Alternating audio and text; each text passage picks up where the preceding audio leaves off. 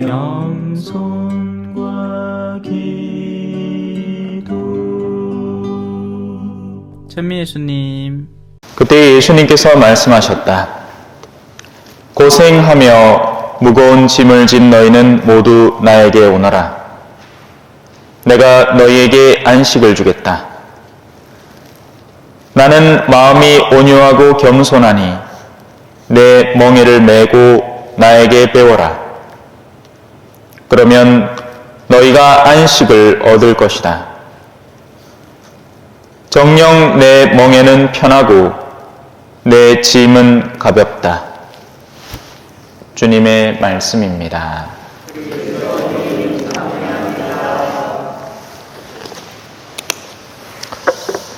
천미 예수님.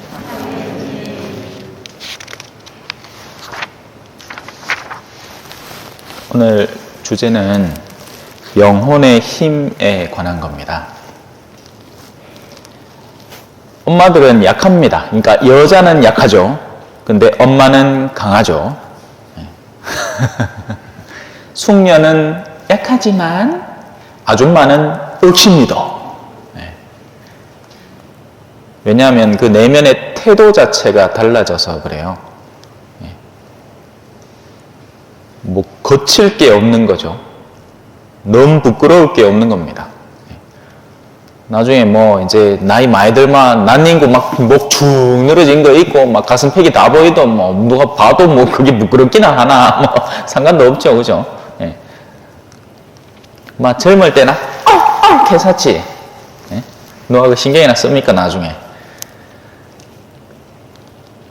한창 사춘기 때 그러죠. 세상이 전부 다 나만 보는 것 같잖아요. 네, 그러니까 뭐 난리 납니다. 뭐 여드름 하나 없애보려고 막 갖은 술을 쓰고 막 머리에 물 발라가 싹 이빨로 넣고 막 생쇼를 하죠. 근데 나중에 깨닫잖아. 아무도 나를 쳐다보지 않는구나. 그걸 이제 한 30 후반쯤부터 그제서야 겨우 깨닫게 되는 것 같습니다. 네. 그래서 뭐 지나치게 더럽거나 뭐 이상하지 않으면 그냥 사는 거예요, 그냥. 네.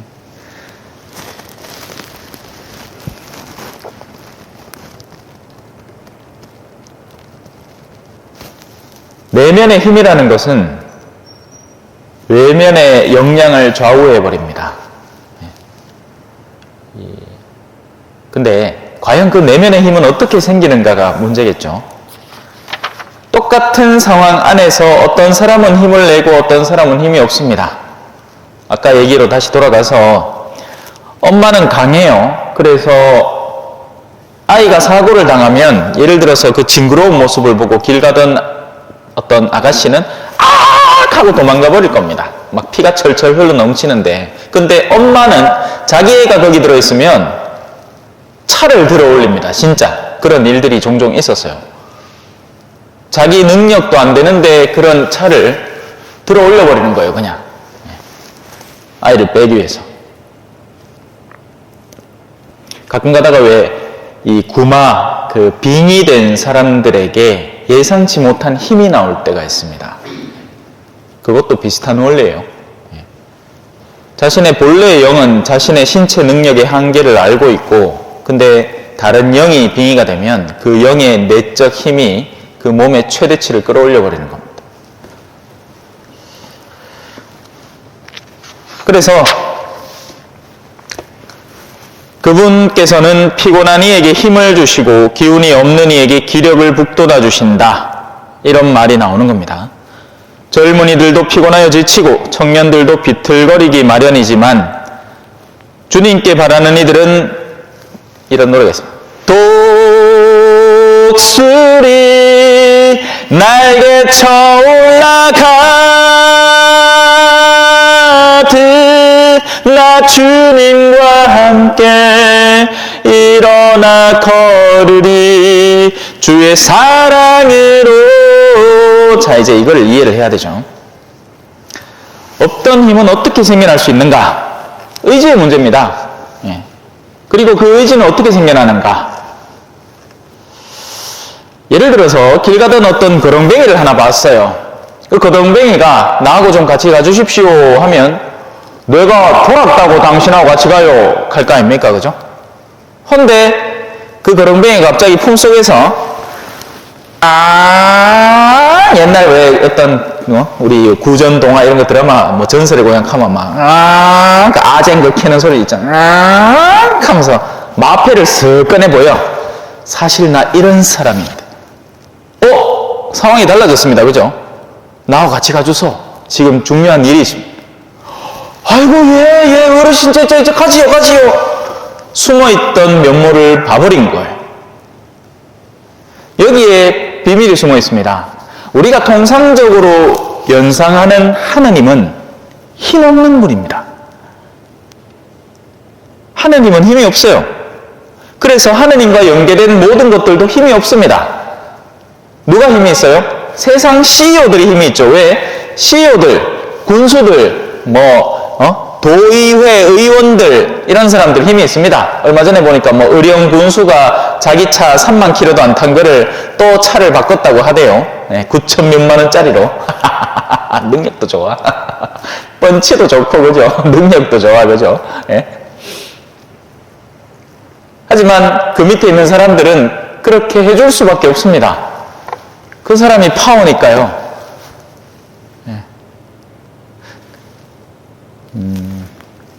머릿속 생각이 자꾸 복잡해져요. 왜냐하면 여러 가지 겪는 일들이 있기 때문에. 그래서 신앙의 본질적인 힘은 약하게 느껴집니다.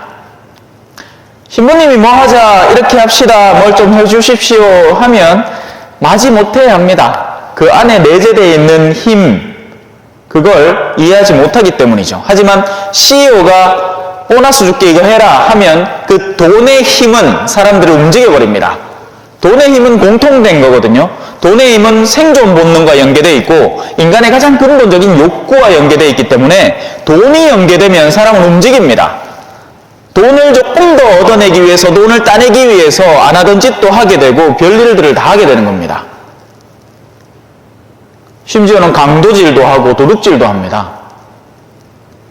거짓말도 서슴지 않고요. 어떤 때는 그런 때도 있어요. 아무것도 아닌 물건인데 어느 날 갑자기 욕심이 생겨버리는 겁니다. 그래 몇 개 쓱 갖고 와버린 거죠. 근데 그 뒤로부터 어떻게 돼요? 신앙이면 양심이 발동하는 겁니다. 그래서 공연히 갖고 왔다 싶어서 마음이 묵직해집니다. 이제서야 영혼의 무게감을 느끼는 거죠. 이건 역으로, 그죠? 아까 제가 암행어사 얘기했잖아요. 그건 긍정적인 쪽으로, 이 사람의 실체가 가치 있고 드높다는 것을 알게 됨으로써 전에 무시하던 존재를 이제는 그 말을 듣게 되는 거고, 이제 반대로 내가 이 정도야 아무것도 아니겠지 하고 세상에서 저질러 놓은 일인데 내가 신앙 안에 몸담고 신앙 안에 더 파고드니까 어떤 때 그런 때 있지 않습니까? 옛날에 내가 아무렇지도 않게 했던 어떤 기억이 갑자기 내 마음을 괴롭히는 때가 있습니다. 무게감을 느끼는 거죠. 어둠의 무게. 내 영혼을 밑으로 잡아당기는 무게를 느끼는 겁니다. 그래서 가끔씩 총고회를 하는 거예요. 다 막 기억을 낱낱이 점검을 해서 필요하다면 적기라도 해서 이제 신부님 앞에 면담 성사를 하는 거죠. 작년에 기회가 많았죠. 맨날 첫날 기다려도 아무도 안 오대. 뭐 그런 기회가 맨날 오지 싶었겠죠. 그죠? 이제 점점 줄여나가려고 생각 중입니다. 고해성사도. 아무리 기다려, 오늘도 아무도 안 보는데 한다고 저 기다리고 앉았습니까? 추운데.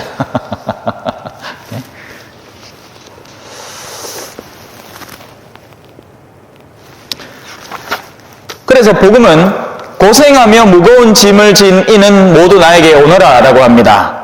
근데 여기서 우리가 착각해서 안 되는 게 고생하며 무거운 짐을 진 너희 없고 가난한 사람들 핫바리 사람들 이런데 이주노동자들 불법 체류자들 이런 사람들 고생하며 무거운 짐 지고 있지. 그래 왜 맨날 힘든 일만 시키고 나는 이제 펜대만 굴리고 있으니까 힘든 일은 그 사람들이 다 하니까 고생하면서 무거운 일 아니에요. 여러분, 예수님께서 말씀하시는 고생하며 무거운 짐을 진 너희라는 건 영혼의 무게를 말하는 겁니다. 여러분, 돈 많은 사람들이 머리가 얼마나 복잡한지 아세요? 그들의 얘기를 들어보면 정신사납기 그지없습니다. 돈을 많이 가져서 그걸 어떻게 써버려야 될지도 문제고, 뺏길까봐 걱정이 돼서도 문제고, 그런 것에 관련해서 이런저런 세금 내역이나 이런 것들을 처리한다고도 문제고, 차라리 없는 이들은 단순해요. 배고프잖아요. 빵 사 먹으면 돼요. 돈이 없잖아요. 돈 벌러 나가면 됩니다. 그날 벌어들이면 하느님께 감사드리면서 땡큐 하는 거고, 없기 때문에 오히려 땡큐가 더 잘 나와요. 감사합니다. 하느님 진짜 감사합니다. 오늘도 저를 보살펴 주셨군요. 그런 사람들을 만족시키는 건 일도 아니에요. 그런데 있는 사람들을 만족시키는 건 그들의 그 세밀한 구미를 다 충족시켜야 겨우겨우 만족이 이루어지는 거죠. 이건 마치 이제 제가 취미 삼아 커피를 다루는데요. 그냥 밀크 커피만 주면 좋아하는 사람들이 있잖아요. 그죠? 예, 그 봉다리 커피. 그 사실 제일 맛있고, 그 고급 커피입니다, 여러분. 해외 나가도 그런 커피가 없어요. 예. 다른 나라 봉지 커피는 우리나라처럼 그렇게 맛있지가 않아. 예. 근데 이제 커피의 블렌딩, 이 여러 가지 커피 원두의 종류, 갖가지를 맛보고 체험하기 시작하면, 이런 커피가 이제 고급 커피급에 속하는구나. 루악 커피의 맛은 이런 거구나. 왜? 서양 고양이똥 커피 들어봤습니까? 고양이들이 커피 원두 열매를 먹고 똥을 싸마 그거를 그 커피 원두를 주워가 이래 처리를 해가 만드는 커피가 있어요. 인도네시아에 그 무바딱 함께. 그나마 어째 된지 알아요? 입맛이 빌스러워져 갖고 웬만한 걸로는 만족도 안 해. 예. 어느 정도 급 이상 돼야 아이고 요 커피는 맛있네 하고 앉았지. 근데 그러면 안 되죠. 여러분 걱정하지 마세요. 저 커피 사주면서 이제 또 걱정할라. 아이고 우리 신부님은 고급 커피 좋아하시는데 커피도 몇천 원짜리 이익하지 말고 저는 사주는 분의 마음을 받지 사주는 그 질을 따지는 사람이 아닙니다. 예. 개인적으로 취미활동으로 커피를 만들어 먹는다는 얘기지. 자, 그래서 고생하며 무거운 짐을 졌다는 건 영혼이 그렇게 복잡다단하다는 것을 의미합니다. 그런 사람과 대화를 나눠보면요, 이 사람은 중심이 하나도 안 서 있어요. 자기가 뭘 말해야 될지도 모르고 꺼내는 것이라고는 전부 다 인간의 본능과 연계된 속성들, 탐욕, 이기심, 허영심 하는 얘기가 전부 다 뭐는 좋더라느니, 어떤 물건은 좋더라느니, 어떤 드라마는 재밌더라느니, 나 자신이 하나도 담겨있지 않은 이야기들을 하는 거죠. 그러니 그런 자리에 가면 그냥 들어야 됩니다. 들어야 돼요. 왜냐하면 들어줌으로써 그가 속 시원함을 느끼거든요. 요즘 세상엔 들어주는 사람이 없습니다. 여러분이야 지금 제가 강론을 하니까 어쩔 수 없이 듣고 계시지만 대화의 자리에 가면 저는 듣는다고 바빠요, 솔직히. 왜냐하면 들어주는 사람이 없거든요. 저마다 내세워야 될 게 경상도 말로 천지빛깔인 거예요. 그러니까 그런 영혼들이 모두 고생하며 무거운 짐을 진 영혼들인 겁니다. 세상살이에 짐을 지고 가는 거죠. 자기가 뭘 지고 있는지도 모르는 채 언제든지 원하면 내려놓을 수 있음에도 내려놓기 싫은 짐을 억지로 끌어당겨다가 이만큼 지고 가는 겁니다. 근데 그런 걸 지고 있는지도 모르죠. 두 번째, 하느님이라는 분에 대한 인지의 부족으로 인한 것들입니다. 우리는 하느님 안에서 수많은 만족감을 느낄 수가 있어요. 하느님은 세상의 창조주잖아요. 근데 우리는 말만 그렇게 하지 실제로 그렇게 안 믿어요. 예. 그러니 하느님과 연계된 소중한 가치들을 평가절하하면서 살아가는 경우가 너무나 많은 겁니다. 당장 이 미사만 해도 그렇죠. 어떤 사람은 미사에 얼마든지 나올 수 있는데도 미사 외의 것들, 예를 들어서 저 대도신지 본다 같으면 레지오는 나오면서 미사는 빠져요. 이게 뭔 짓거리입니까 이게? 예? 성당에 와갖고 또 앉아있다 갈긴 해. 근데 미사는 안 들어오고 레지오만 하고 바쁜데요. 왜냐하면 미사라는 것이 우리가 언제든지 그냥 가면 거기 있는 것처럼 느끼는 겁니다. 하지만 매번의 미사는 예수 그리스도의 구원의 표현이고 우리를 향한 하느님의 사랑이죠. 근데 이 감각이 없기 때문에 미사에 대한 가치가 평가절하되는 겁니다.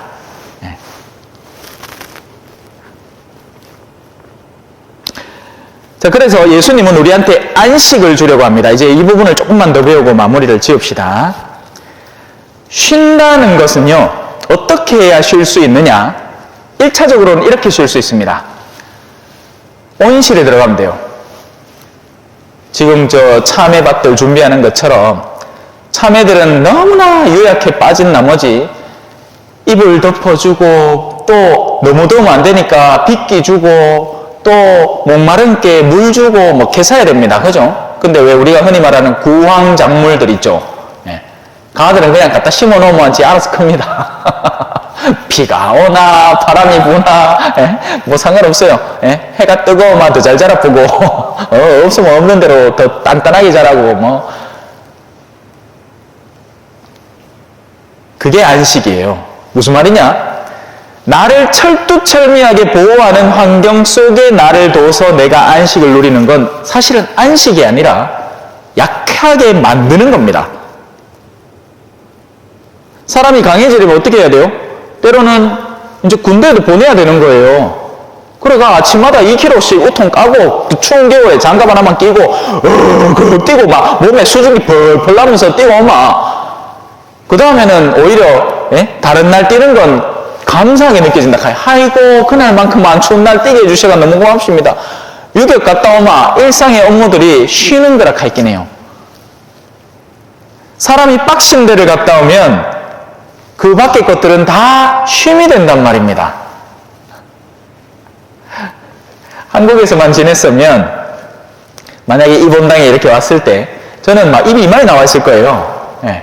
왜냐하면 보자로서 큰 본당에 막 모든 것들이 체계가 잡히고 막 깔끔하고 막 옷 입을 때마다 막 향기가 훌훌 나고 막 제대 모든 물건들이 막 반딱반딱하게 막 자매님들이 미사 끝나자마자 막 장갑 흰 거 끼고 막 반딱반딱하게 닦아놔. 그 다음에 쓸 때 막 내가 지문 묻을까 걱정이 된다.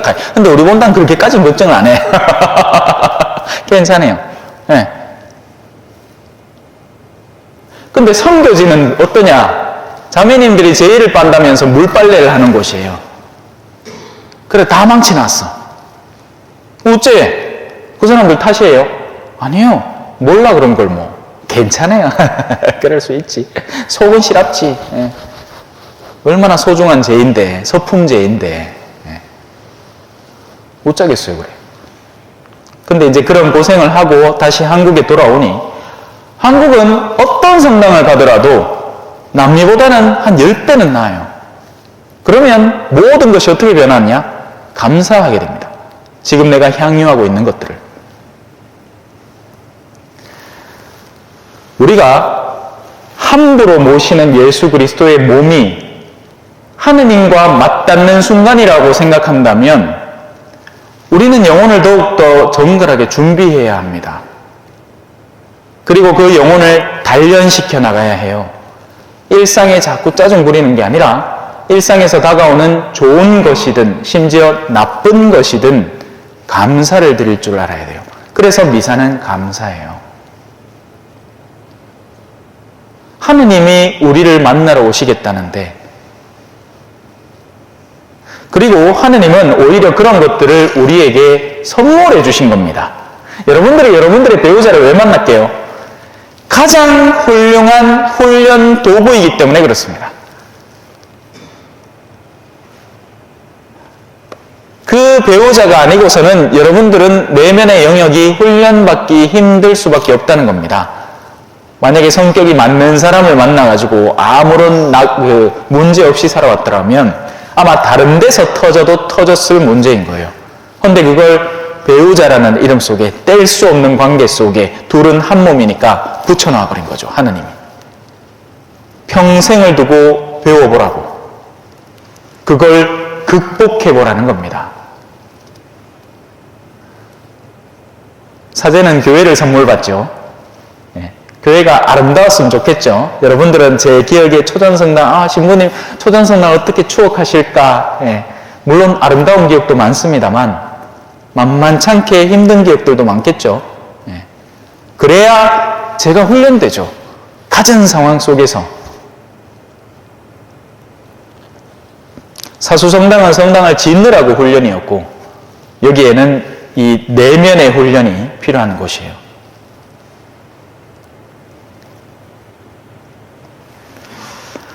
그렇게 예수님은 우리를 단계 학습을 시키는 겁니다. 예수님은 절대로 우리를 사다리 타게 만들지 않으세요. 한 계단 됐나? 자, 그 다음 계단으로 올라갈까? 준비됐지? 그 다음 계단을 올라가는 데는 이런 것들이 필요하단다. 자, 이제 같이 가자. 예수님은 정말 나긋나긋하게 우리를 새로운 도전으로, 새로운 십자가로 초대하고 이끄시는 분입니다. 그래서 나는 마음이 온유하고 겸손하니 내 멍에를 메고 나에게 배워라 하는 거죠. 우리가 신앙을 놓치지 않고 영원한 생명에 대한 갈구를 멈추지 않는다면 이 배움을 죽기까지 하게 될 겁니다. 세상은 학교예요. 세상은 완성된 것이 아니에요. 여기서 쉬려고 작정하지 마세요. 여기에서는 죽기 직전까지 배우게 될 겁니다. 만약에 여러분들이 자녀가 있잖아요. 자녀로부터 어떤 이득을 얻는다고 생각하죠. 하지만 결정적인 순간에 그들로부터 또 새로운 고통이 시작될 겁니다. 아이고, 인자는 이제 좀 마음 놓고 좀 살겠지 하는데 자식 중에 하나가 사건 하나를 턱 터뜨려요. 그러면 또 신경 써야 되는 거예요. 죽기 전날까지. 아니면 뭐 맹담을 한다든지, 뭐 신앙을 갖다 내던진다든지, 뭐 손주들은 아예 세례도 안 받는다든지, 그거 하고 있으면 심장이 덜컹덜컹거리죠. 내 혼자 천국 가면 뭐 하려고? 안 그래요? 예? 그러면 너희가 안식을 얻을 것이다. 예수님은 내 멍에를 지라고 가르칩니다. 다만 그 멍에는 우리가 신앙 안에서 기쁘게 질 때 편하고 가벼운 멍에, 영혼에 부담이 없는 멍에가 되는 겁니다. 왜? 그만큼 사랑과 함께 주시니까요. 약도 그렇잖아요. 약 그냥 먹으면 씁니다. 아들 약 먹일 때 항상 사탕을 준비하죠. 약 먹이고 자, 하마 중화되는 거예요. 그 맛이. 십자가도 마찬가지입니다. 예수님한테 그 이유를 설명 듣고 그 시련을 겪으면 견뎌낼 수 있는 힘들이 되는 거죠. 아멘. 찬미 예수님, 겸손과 기도.